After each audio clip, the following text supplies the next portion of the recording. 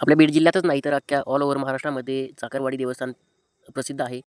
नमस्कार मंडळी, स्वागत आहे आपल्या आजच्या नवीन व्हिडिओमध्ये. आज आपण निघालो होतो साईटवर, जे की आपल्याकडं रिबाउंड हॅमर टेस्टिंग याच्यासाठी रिक्वायरमेंट आली होती. तर मित्रांनो, आपण मांजरसुंब्याच्या घाटामधून एकदम चाललो होतो.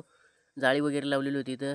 मग काय मंडळी, आपण इथं व्ह्यू भारी येतं बरं फोटो वगैरे काढायला. मग काय मंडळी, आपण निघालो आता हळूहळू आणि पोहोचलो राव साईटवर.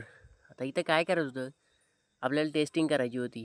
टेस्टिंग चालू होती तिथं. पहिले एकदा आलो होतो, पण पाणी होतं. पाणी असल्या कारणाने तिथे करता आली नाही टेस्टिंग आपल्याला. तर टेस्टिंग वगैरे झाली, सामान वगैरे आपण आता पॅक करून निघालो. पाठीमागं आपण पाहू शकता इथं पवनचक्की होती. पवनचक्की म्हणजेच इंग्लिशमध्ये वाईन व्हील म्हणतात त्याला, माहितीच असेल. ठीक आहे सर. आपण नंतर काय झालं मित्रांनो, चलत चलत आता आपल्याला चाकरवाडी लागत होती. आता गाडीवर बसल्या बसल्या काही काम नव्हतं म्हणून काढला व्हिडिओ एक. मग चाकरवाडीच्या मंदिराच्या मेन दरवाजाने आपण डायरेक्ट एंट्री केली मध्ये. आणि सुरुवातीलाच इथं समाधी होती माऊली महाराजांची. दर्शन रांगेला लागून दर्शन वगैरे घेतलं आणि काय मग हळूहळू माऊली महाराजांच्या समाधीकडे निघालो.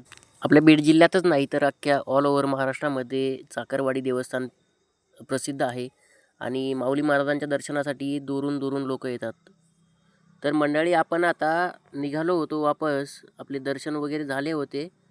मग काय नंतर माऊली महाराजांच्या काकूंचं पण दर्शन समाधीचं घेतलं आणि तिथून पुढं आम्ही डायरेक्ट आता बीडला निघणार होतो. त्यासाठी मित्रांनो डायरेक्ट निघालो. तर मित्रांनो, धन्यवाद. आपण भेटूया नवीन व्हिडिओमध्ये.